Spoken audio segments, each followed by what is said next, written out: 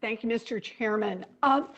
So COVID-19 has already infected over 156 million people. It's killed more than 3 million people globally. It is great that companies have developed safe and effective vaccines, but we can't seem to make them quickly enough to stop the global spread that threatens all of us. The world needs more vaccine. Part of the problem is that the drug companies own the recipes, even if taxpayers paid for the research. And the drug companies are using exclusive intellectual property rules that they lobbied for in order to keep others from making more of these life-saving products. Ambassador Tai, I was glad to see you announce last week that the United States supports waiving some of the international intellectual property rules to help end the pandemic. But I have some questions about how this waiver is going to work. I'm concerned that your announcement last week committed only to negotiating a waiver on IP rights for COVID-19 vaccines. As you know, testing, treatment, PPE are also vital to combating this virus. Drug companies can use patent protections to block countries from making their own versions of these products as well.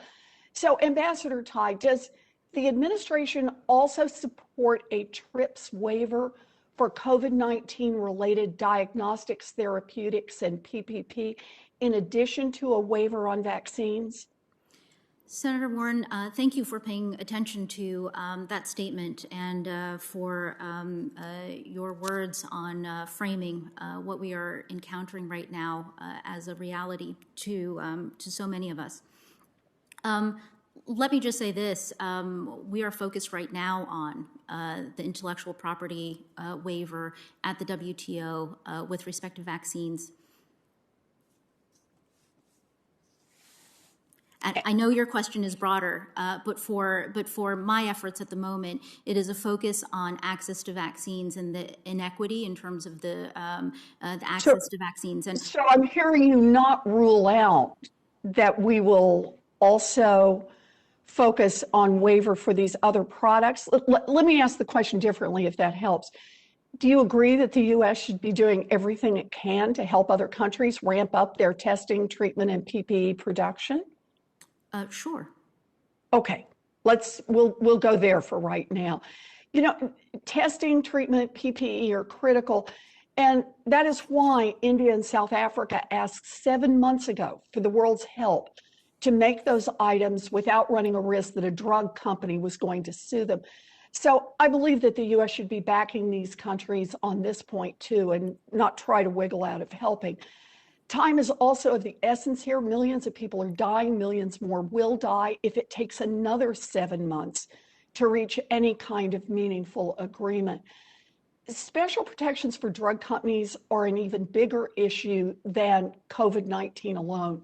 For years, the U.S. government has let giant corporations write the rules of our international trade system.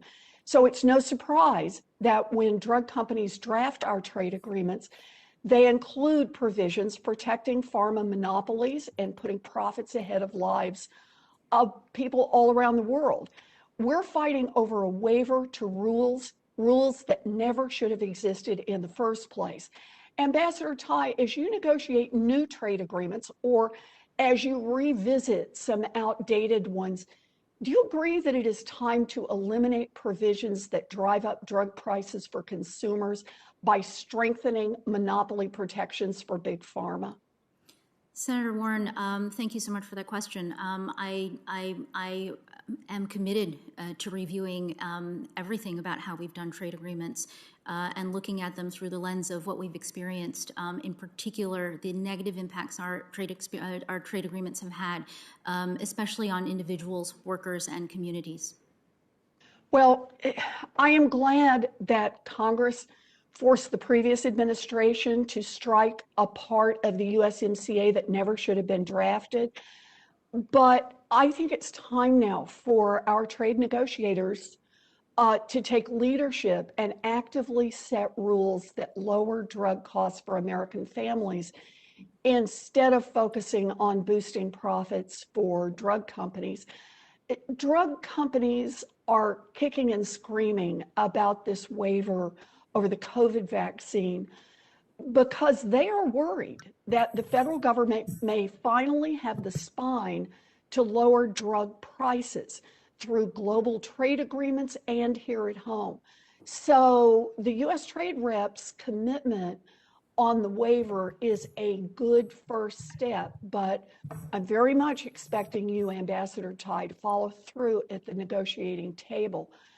I have also urged President Biden to take executive action to lower drug prices for tens of millions of American families by allowing the generic production of products like insulin and EpiPens. I'm glad that the drug companies are worried that their enormous profits may shrink. I'm going to keep pushing the administration to take more steps to put patients ahead of drug company profits.